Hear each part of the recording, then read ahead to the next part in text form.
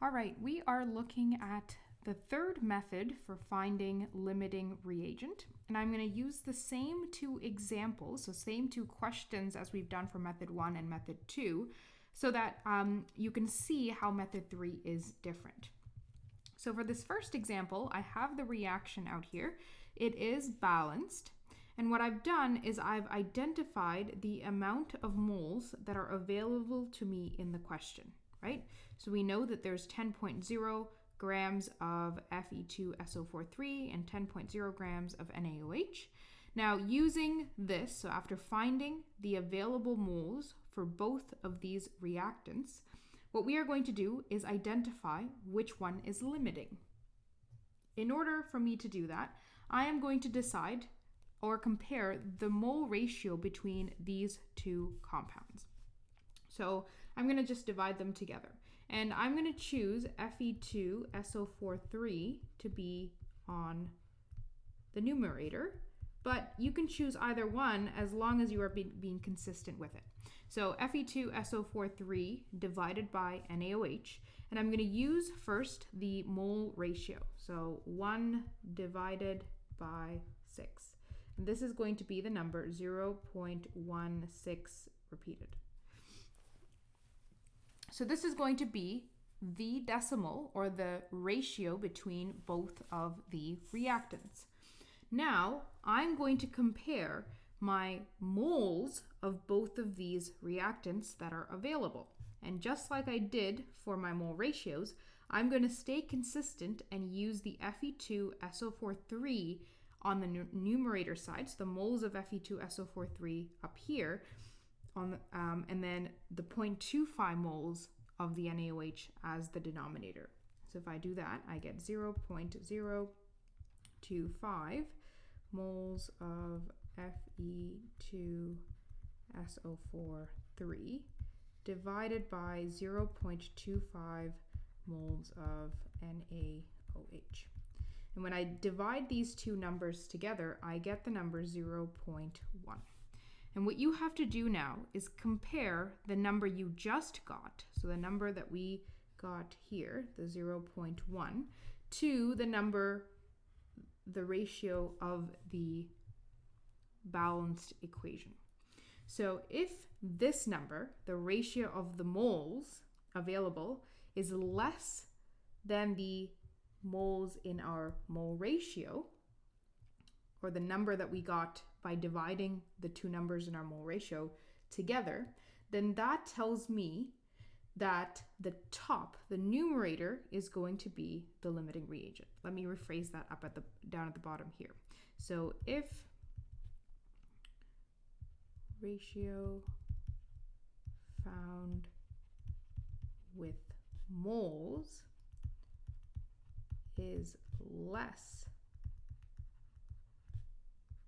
than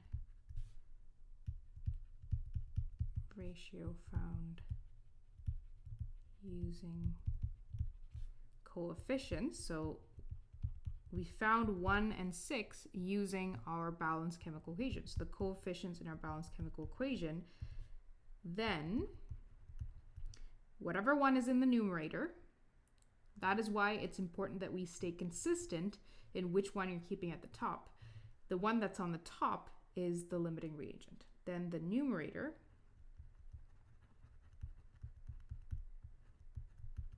is LR.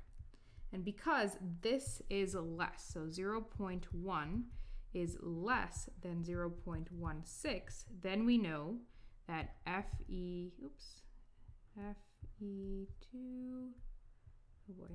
Fe2SO43 is the limiting reagent. Okay, let's do this again for our next example. Again, in this case, I've got my reaction written out. It is balanced.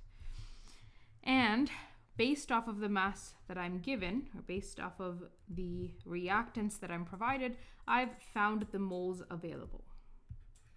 I'm going to do the same thing. This time I'm going to choose P4 to be at the top. So P4 divided by H2 And I'm going to first compare my coefficients in my balanced equation, 1 over 6. It's still the same number. That's not always going to be the case. It just so happens that both of these examples have the same number. So when I divided my coefficients in this reaction, I got 0.16, and that 6 is repeating. And I'm going to do the same thing. And because I used P4 at the top, I'm going to use that when I'm comparing the available moles as well. So 0.500 moles of P4 divided by 1.98 moles of H2. And when I divide these two numbers, I'm going to get 0.252. Now in this case, the available moles is, so ratio with available moles is greater than the ratio from coefficients, right? So 0.252 is greater than 0.16. And if that is the case, if you have the ratio that you found with the available moles, if that is greater than the ratio found with just the coefficients, then in that case, your denominator is LR, right? It's going to be either one of those possibilities. If the top one, so if your available moles ratio is greater than the ratio that you found with the coefficients, then your denominator is the LR. And because 0.252 is greater than 0.16, that tells me that my denominator in both of these, I kept that consistent for a reason, H2 is my limiting reagent.